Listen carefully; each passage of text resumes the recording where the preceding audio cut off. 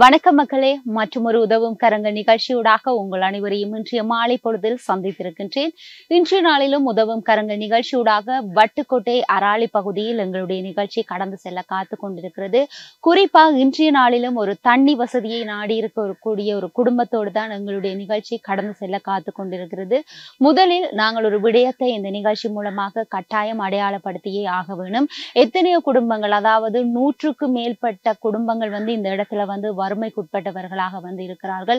அதில் நாங்கள் ஏராளமான குடும்பங்களுக்கு வாழ்வாதாரம் சார்ந்த உதவிகள், பொருளாதாரம் அப்படி இப்படி என்று சொல்லி எத்தனையோ உதவிகளை நாங்கள் வழங்கி இருக்கிறோம். அந்த சந்தர்ப்பத்தில் இந்த உதவிகளை செய்யக்கூடியவரையும் நாங்கள் ஞாபகப்படுத்த வேண்டிய ஒரு கட்டாயத்தில் இந்த நேரத்தில் இருக்கின்றோம் என்பதும், அதை தாண்டி அவரை ஞாபகப்படுத்துவதில் எங்களுக்கு பெருமித மகிழ்ச்சி என்று தான் நாங்கள் சொல்லலாம்.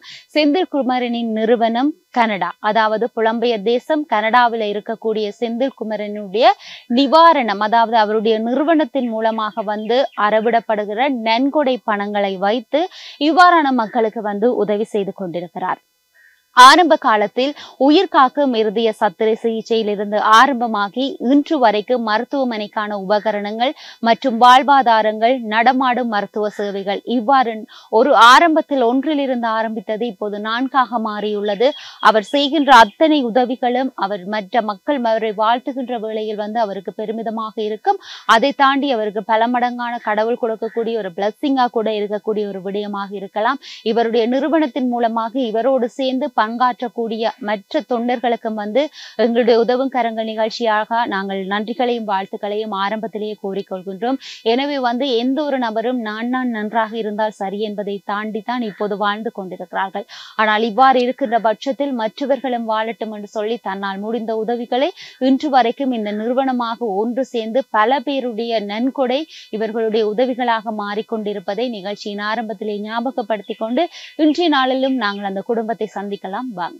வணக்கம் மக்களே, இன்றைய நாளிலும் உங்கள் அனைவரையும் இந்த மாலை பொழுதுல சந்தித்திருக்கிறேன். ஏற்கனவே நீங்கள் யோசிக்கலாம், இது எங்கேயோ பார்த்த ஒரு முகமாக இருக்கிறது. கட்டாயம் எங்களுடைய உதவும் கரங்க நிகழ்ச்சியோடாக நாங்கள் இந்த கௌசலா அம்மாவை ஏற்கனவே உங்களுக்காக அறிமுகப்படுத்தி இருந்தோம். எனக்கு 4 பிள்ளைகள், ஒரு ஆளுக்கு வருத்தான் வயிற்றுல ஆப்ரேஷன் செய்து கட்டி எடுத்தவங்க. அப்போ அவர் வேலையை போகிறல 2வது மாதம் தான் வேலையை கூலி வேலையில் போகிறவர். போய் அவர் தான் எங்களையும் பார்க்குறார். அவன் மேலாமே இருக்கிறார், வைஃப் எல்லாமே இருக்கிறான். மற்ற பிள்ளையும் என்னோட இருக்கிறா. பொம்பளை பிள்ளை அவள் வேலையை போகிறல. பள்ளிக்கூடம் போகிறான் தம்பி குலசிப்பின் தம்பி. 10 வயசு. 4 பிள்ளை. 2 இல்லை 1 தான் பொம்பளை பிள்ளை, 3 தம்பி ஆம்பளை பிள்ளை. ஆக மொத்தம் இப்ப உங்களுக்கு ஒரே ஒரு மகன் தான் வேலைக்கு போறார். அவர் தான் எங்களை குடும்பத்தை பாக்குறாரோ, தன் குடும்பத்தையும் பார்த்து எங்களையும் மூத்தது உங்களுக்கு மகனா? மூத்தது மகன். சரி, இப்ப அவருக்கு எத்தனை வயசு? அவருக்கு 27 வயசு. 27 வயசு. இந்த 27 வயசுல அவருக்கு ஏன் இப்படி ஒரு ஆபரேஷன்? என்ன காரணம்? அவருக்கு வயிற்றுக்கு குத்துன்னு கொண்டு போனாங்க. அவன் சோதிச்சு டெஸ்ட் பண்ணி போட்டு சொன்னவன் வயிற்றுக்கு பிள்ளைய கட்டி இருக்குன்னு சொல்லி. அப்ப முதல் தடவை செய்து போட்டு அப்புறம் 2ஆம் தடவை அதை பிரித்து செய்யணுமான்னு சொல்லி கட்டி இருக்குன்னு சொல்லி 2 தடவை செய்தவ. ஆப்ரேஷன் செய்த அப்புறம் அந்த கட்டியில் பிரச்சனை இல்லை, நோம்பலண்டு வந்தது. மாதம் பிளட் செக் பண்ணி அவர் பாடி ஸ்கேன் பண்ணால் போகிறவர். மாதம் கிளினிக் போகிறவர். தெல்லிப்பளைய தான் போகிறவர். இப்போ வீட்டில் தான் ஓ வீட்டில் தான் இருக்கிறார். அப்போ எந்த ஒரு பாரதூரமான இல்லை, வேலை செய்ய மாட்டார் அவர். வயிற்றுல தான் ஓ வயிற்றுல தான். அவருக்கு இப்போ 1 வருஷம் ஆச்சு செய்தோம். அந்த ஆபரேஷன் செஞ்சு அவர் வேலையில் செய்யக்கூடாது. அவர் இந்த பேர வேலையில் செய்யக்கூடாதுன்னு சொன்னவன். மற்றது நோமலா செய்யலாம். நோமலா செய்யலாம். எங்களை மாதிரி அப்படி செய்வார், எல்லாம் செய்வார். இந்த பாரம்பரிய தான் செய்ய வேணாலும் டாக்டர் சொன்னவர். மகள் என்ன செய்யறா? மகள் போறல என்னோட இருக்கிறாவா. அவக்கு 23 வயசு. படிச்சு முடிக்கலைங்க. 9 படிச்சவா. அவங்க வருத்தங்கள்னு சொல்லி பிளட் காணாதுன்னு சொல்லி அவ பிளட் 2 முறையே தின்னாங்க. அப்ப கிளினிக் எல்லாம் கொண்டு போறது. இப்போ பிளட் குறையவேன்னு சொன்னது. மற்ற அவவுக்கும் இப்படி தம்பிக்க மாரி இதுல ஒரு கட்டி நெஞ்சிலேன்னு சொல்லி அவ எடுக்கணும்னு சொல்லி எடுத்தது. அது நோம்பல் வந்தது அந்த கட்டி எடுத்து. இப்ப என்ன மாதிரி எங்களை மாதிரி அவ எல்லாம் செய்வா, வீட்டு வேலையெல்லாம் செய்வா, என்னோட சேர்ந்து சமைக்கிறது செய்வா. அப்ப கடைசி மகன் படிக்கிறார், சின்னவர், 10 வயசு போல. சரி, இப்ப இன்றைக்கு அவர் காணி போட்டார், பட்டமே தான் அண்ணாவையும் கூட்டிக்கொண்டு போட்டார். சரிம்மா உங்களோட கணவன் வந்து இருந்து 9 மாசம் 9 மாசம். என்ன நடந்தது? அவரும் தொழிலுக்கு தான் போனவர், என்ன கடலுக்கு தொழில் செய்றாரு? கடல் தொழிலுக்கு போனவர். தொழிலுக்குன்னு சொல்லி போய் முதல் நாள் போனவர், நான் தொழிலுக்கு போய் வரணும் சொல்லி போட்டு போனவர். இரவு 10 மணி வாரம் வீட்டுக்கு வரையில. அப்போ அப்புறம் காலையில் நாங்கள் தேடி போய் அவர் காட்டு அட்டைக்குன்னு சொல்லி ஹாஸ்பிட்டலில் போஸ்ட்மார்ட்டம் செய்யக்கான்னு சொன்னவன். காட்டு அட்டைக்குன்னு சொல்லி, ஆனால் அவருக்கு காட்டு அட்டைக்கு இல்லை, சைரோசன் தான் அவர் கிளினிக் போய் வரவர். அவங்கெல்லாம் சொன்னவங்கெல்லாம் இப்படி காட்டு அட்டைக்கு தான் அவர் மோசம் போயிட்டார். அங்க என்ன மாதிரி கடல்லயே அவர் கடல் போட்டுக்கான்னு இந்த போட்டுக்குள்ளே படுத்தது. தொழில் செய்து கொஞ்சம் நேரத்தால் பல விட்டு கொண்டு போய் ஆள் மோசம் போயிட்டார். போட்டிலேயே இறந்துட்டார். அதுக்கப்புறம் உங்களுக்கு தகவல்கள் அவன் தான் சொன்னவன், பக்கத்தில் தொழில் செய்தவ தான் எனக்கு சொன்னவன் இப்படி வேறு இறந்துட்டாருன்னு சொல்லி. ஒரு பிள்ளைகள் எல்லாம் போய் பார்த்து போலீஸ் வந்து ஒரு ஆஸ்பத்திரிக்கு கொண்டு போனவன். எவ்வளவு வருஷம் உங்களோட திருமணமான காலத்துல இருந்து அவர் கடல் தொழிலான? அவர் கடல் தொழில் தான் போறவர். இப்ப அப்பா இல்ல, வருமானம் அப்ப ஒரு வருமானம் உங்களுக்கு கட்டாது, கஷ்டம் எங்களுக்கு. அவருக்கு முளைப்புகள் குறைவு. இப்போ அவர் தங்களை குடும்பத்தை பார்க்கணும், வாமி இல்லாமல் இருக்கிறார். அப்போ எங்களுக்கு படிப்பு செலவு, ஆஸ்பத்திரி செலவுக்கும் எங்களுக்கு காணாது. எங்களுக்கு நீங்கள் ஏதேனும் ஒரு தொழிலை தெரிவிக்கலண்டா.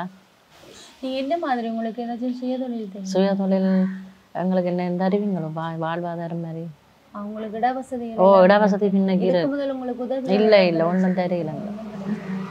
ஆக வாழ்வாதாரம் ஏதாவது இருந்தா குடும்பத்தை ரன் பண்ணலாம்னு நினைக்கிறீங்க. சரி, இப்போ ஒவ்வொரு நாளும் உணவு முறை என்ன மாதிரி? 3 நேரம் சாப்பிட்றதுக்கு கஷ்டம். சில நேரம் போகிறவர் தொழில்களுக்கு போகிறது, சில நேரம் கடையிலையும் வாங்குறவன், கடன்களும் வாங்குறவன் வாங்கி சாப்பிட்றது நாங்கள்.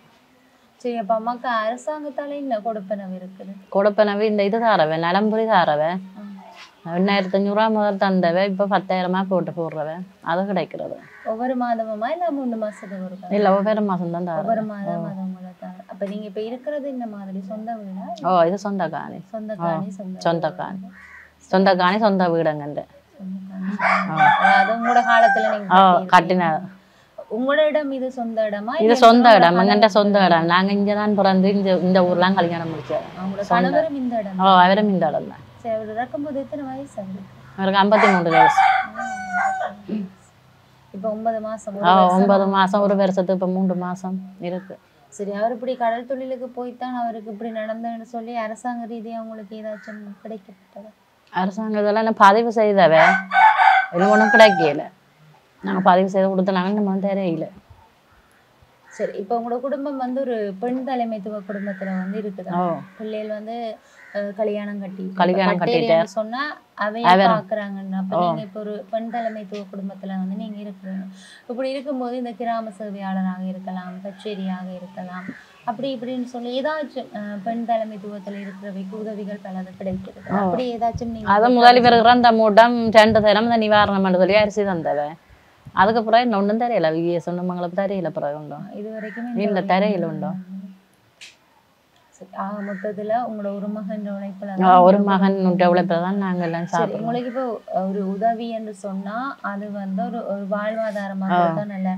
அதை தாண்டி உங்களுக்கு ஏதாச்சும் சுயதொழில் தாண்டி என்ன செய்ய? சுயதொழில் எங்களுக்கு இப்படி தையல் மிஷின் தந்தா மகள் இருக்கிறா தைப்பா. இல்லாட்டிக்கு மாடு பசு மாடு வந்தீங்கண்டா.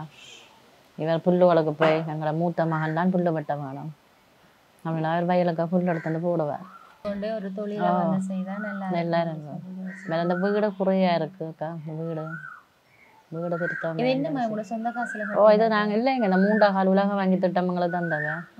நாங்களும் மிச்சம் இவர் உழைக்க அப்ப போட்டு நாங்க செய்த. நாங்க அவன் 3 கால்லாம் தந்தவ எங்களுக்கு. 3 கால்னு சொன்னா எத்தனை அமௌண்ட் உங்களுக்கு அது கிடைச்சு? அது வந்து இப்போ வீடு இப்போ 7-8 வருஷம் ஆச்சு. 3 காலாச்சும் உங்களுக்கு கையில அவன் கை முழுமையா தெரியல, கட்டமா தான் தந்தவ. அத்திவாரம் போடைக்க கொஞ்சம் கொஞ்சமா தந்த. அப்புறம் ஐவேரம் இருந்துதான் வேலையெல்லாம் செய்தா. அவர் மோசம் போயிட்டு பேரகுறையில இருக்கு இந்த வீடு.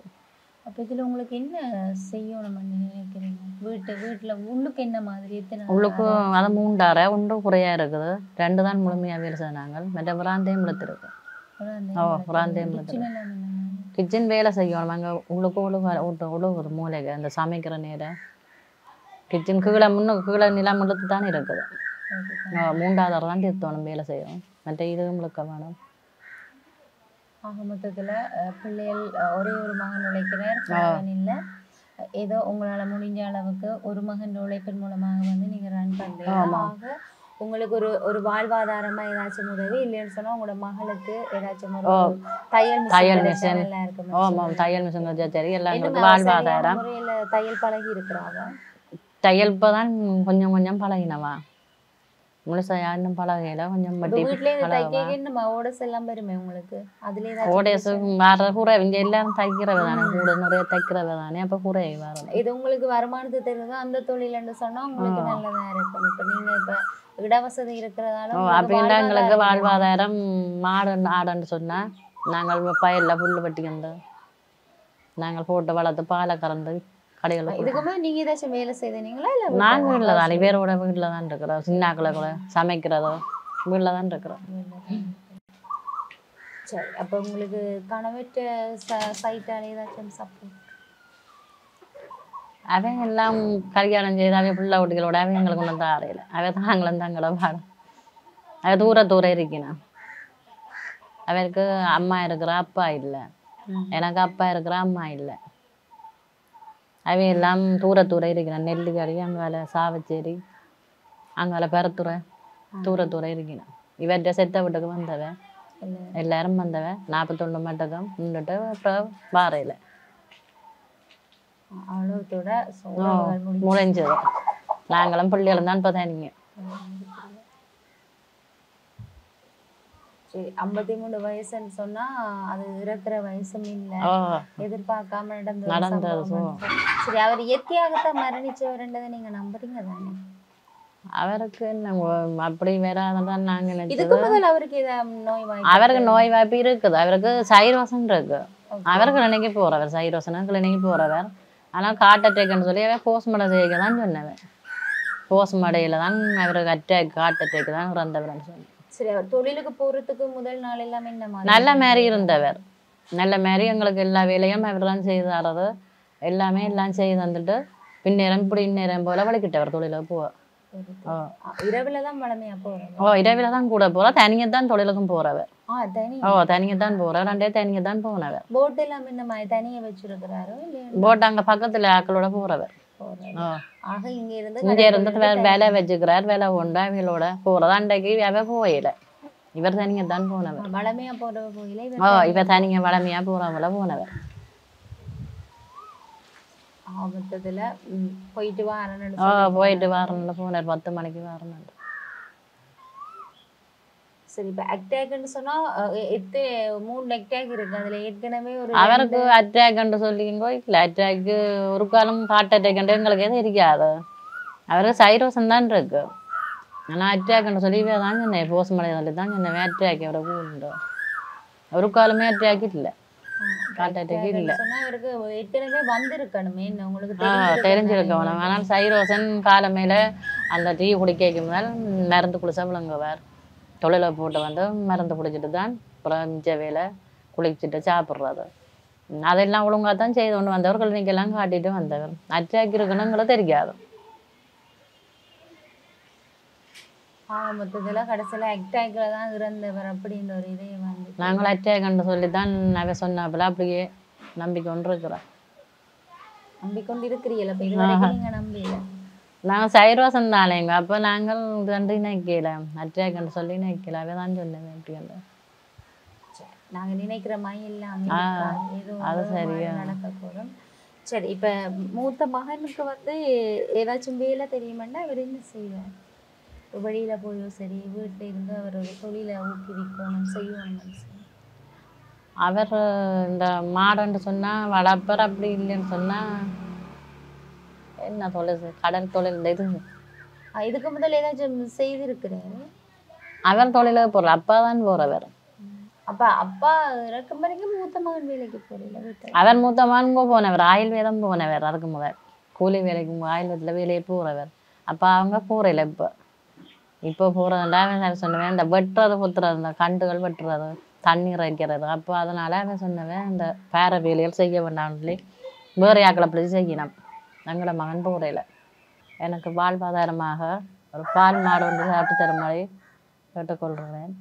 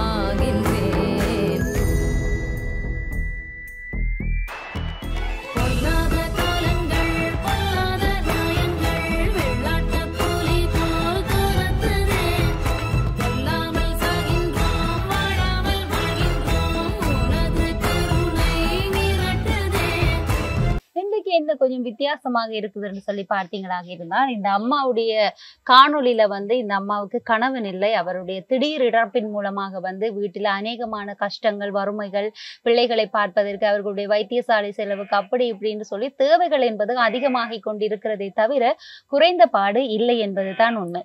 இவ்வாறு இருக்கின்ற வேளையில வந்து அம்மா வந்து கேட்டிருந்தா, நான் வீட்டில இருந்தவாறு ஒரு சுயதொழிலை செய்வதற்கு எனக்கு ஒரு வளர்ச்சி என்னால முடியாது, அதற்குரிய பொருளாதார வசதிகளும் வந்து என்னிடத்தில் இல்லை. அதனால வந்து நீங்கள் எனக்கு உங்களால் முடிந்தால் ஒரு வாழ்வாதார உதவி ஏதாவது செய்யுங்கள் அப்படின்னு வந்து சொல்லியிருந்தா. ஏற்கனவே வந்து இவர்கள் வந்து பால் மாடு வளர்த்து அவர்களுக்கு நல்ல ஒரு பயன் கிடைத்தது. அதன் மூலமாக அந்த உதவியை வந்து எங்களுடைய நிகழ்ச்சி மூலமாகவும் இந்த தாயார் கேட்டிருந்தார். அந்த உதவி இப்போது அவருக்கு கிடைத்திருக்கிறது என்பது பெரிய ஒரு மகிழ்ச்சியாக இருக்கிறது. நாங்கள் நிற்கின்ற இடம், எங்களுடைய பின்னுக்கு நிற்கக்கூடிய இந்த வெள்ளை கலர் மாடு தான் அம்மாவுக்கு ஒரு வாழ்வாதார உதவியாக வந்து நாங்கள் கொடுத்திருந்தோம். அந்த மாட்டின் மூலமாக வந்து இந்த தாயார் அந்த பால் எடுத்து பண்ணைகளுக்கு கொடுத்து அதன் மூலமாக வரக்கூடிய ஒரு சிறிய வருமானமாக இருந்தாலும் அவருடைய வீட்டில் இருக்கக்கூடிய ஏதாவது ஒரு தேவைக்கு பயன்படுத்தக்கூடியதாக இருக்கிறது. இவ்வாறு இருக்கும்போது அந்த தாயாருக்கு நாங்கள் அந்த பால் மாடை கொடுக்கின்ற வேளையில் கண்டோடு சேர்த்துத்தான் கொடுக்கப்பட்டது. இதுதான் அந்த கண்டாக இருக்கிறது. இனி வரப்போற காலகட்டத்துல வந்து கண்டும் வளர்ந்துடும் அப்படின்னு சொல்லி நாங்க நினைக்கிறோம். அம்மாவுக்கான இந்த வாழ்வாதார உதவி கிடைக்க பெற்றது எல்லாருக்குமே வந்து ஒரு மகிழ்ச்சி. அந்த தாயார் வந்து கதைக்கும் போது சொல்லியிருந்தா, நான் நிறைய பேரிடத்துல வந்து இந்த வாழ்வாதாரத்தை கேட்டிருந்தேன், ஆனால் யாரும் எனக்கு கொடுக்க முன்வரவில்லை. நாங்கள் எடுத்த ஒரு மாத கால பகுதியிலேயே வந்து இந்த தாயாருக்கு இந்த வாழ்வாதார உதவி கிடைத்ததுதான் எங்களுடைய நிகழ்ச்சியின் வெற்றி என்று சொல்லலாம். இந்த உதவியையும் எங்களுக்கு பரிச்சயமான ஒரு முகம்தான் வழங்கி இருக்கிறார் என்று சொன்னால் கட்டாயம் உங்களுடைய மைண்ட்ல வந்து கிளிக் ஆகி இருக்கும் அப்படின்னு வந்து நான் நினைக்கிறேன். குறிப்பா அராலி வட்டுக்கோட்டை பகுதி என்று சொன்னால் உதவிகள் எல்லாமே வந்து எங்களுடைய செந்தில் குமரன் அண்ணாவினிடத்திலிருந்து எக்கச்சக்கமான உதவிகள் இன்று வரைக்கும் கிடைக்கப்பட்டிருக்கிறது. ஆனால் பல உதவிகள் இன்னும் வெளிவரவில்லை என்பதுதான் உண்மையான விடயம். அந்த உதவிகளை வந்து நாங்கள் இப்போது வெளிப்படுத்தி கொண்டிருக்கின்றோம். புலம்பெயர் தேசம் கனடாவில் இருக்கக்கூடிய செந்தில் குமரன் அண்ணா அவருடைய நிறுவனத்தின் மூலமாக வந்து இந்த பசுமாடு வந்து இந்த தாயாருக்கு வழங்கப்பட்டது. பெரும் மகிழ்ச்சியாக இருக்கிறது. அம்மா, உங்களுக்கு அவர் மூலமாக இந்த பசுமாடு ஒரு வாழ்வாதாரமாக கொடுத்திருக்கிறேன். நீங்க அதை வச்சு இப்ப என்ன மாதிரி பராமரிக்கிறோம்? பால் எடுக்கிறோம். நாங்க 3 லிட்டர் பால் எடுத்து பண்ணைக்கு கொடுத்து அதன் பெரும்படியும் நாங்கள் சேவியம் அதால உங்களுக்கு வருமானம் எல்லாம் கிடைக்குதா? மாடு பராமரிக்கக்கூடிய எல்லா இடவசதிகள் அதற்கான உணவு முறைகள் எல்லாமே உங்களுக்கு சரியாக இருக்கிறது. சரி, இனி வருங்காலத்துல நீங்கள் இந்த மாட்டை என்ன செய்யறதா ஐடியா? இன்னும் பெருமிதமாக இன்னும் பெருக்க வேணும். இன்னும் பெருக்க வேணும். சரி, உங்களுக்கு மாடு வளர்க்கக்கூடிய இடவசதிகள் எல்லாமே இருக்கு. வடிவா நீங்கள் வளர்க்கலாம். இந்த மாட்டின் மூலமாக வந்து இன்னும் பல சேவைகளும் உதவிகளும் உங்களுக்கு கிடைக்கும். சொன்னா ஒன்றில் இருந்துதான் நாங்கள் அடுத்தடுத்த விடயத்துக்கு செல்ல வேணும். அது உங்களுக்கு கிடைக்கிறது என்பது எங்களுக்கு மகிழ்ச்சி. இந்த வேளையில நீங்கள் இந்த உதவியை செய்த எங்களுடைய புலம்பெயர் தேசத்தில் இருக்கக்கூடிய எங்களுடைய செந்தில் அண்ணாவும் அவரோடு இயங்கக்கூடிய நிறுவனமும் அவர்களோடு இயங்கக்கூடிய அவர்களுடைய தொண்டர்களுக்கும் நீங்க என்ன சொல்ல விரும்புறீங்க? நன்றி சொல்ல விரும்புறேன். சரி, அந்த நன்றியை வந்து நீங்க அவங்க பார்த்து கொண்டிருப்பாங்க, நீங்க தெரிவிங்க. கனடா செந்தில்குமார் அவருக்கு நான் நன்றியை தெரிவிக்கிறேன். கட்டாயம். இந்த நிகழ்ச்சியூடாக நாங்களும் எங்களுடைய உதவும் கரங்கள் நிகழ்ச்சி வாயிலாக மீண்டும் மீண்டும் புலம்பெயர் தேசத்தில் வசித்துக் கொண்டிருக்கக்கூடிய செந்தில்குமரன் அண்ணாவுடைய நிறுவனத்திற்கும் அந்த நிறுவனத்தில் பணியாற்றக்கூடிய அனைத்து தொண்டர்களுக்கும் எங்களுடைய நிகழ்ச்சி வாயிலாக சந்தோஷமான நன்றிகளையும் வாழ்த்துக்களையும் பரிமாறிக்கொண்டு இது போல் அடுத்த வாரம் இன்னொரு தாயாரை உங்களுக்கு அறிமுகப்படுத்தி அவர்களுக்கு எவ்வாறான உதவிகள் கிடைக்கப் பெற்றிருக்கிறது என்பதை உங்களுக்கு அறிமுகப்படுத்தும் வரையில் தொடர்ந்தும் டான் தமிழொலி நிகழ்ச்சிகளோடு இணைந்து கொள்ளுங்கள் என்பதை கூறிக்கொண்டு உங்களிடத்திலிருந்து விடைபெற்று செல்லும் நான் ஈஸ்வரன் சுரேகா. நன்றி, வணக்கம். வணக்கம். எனது பெயர் கௌசலா. நான் அராலி மத்தியில் வசிக்கிறேன். நான் இது வாழ்வாதாரம் கேட்கிறேன். அதை இந்த நிறுவனம் எனக்கு தந்துள்ளது. பால் மாடொன்று எடுத்தேன்.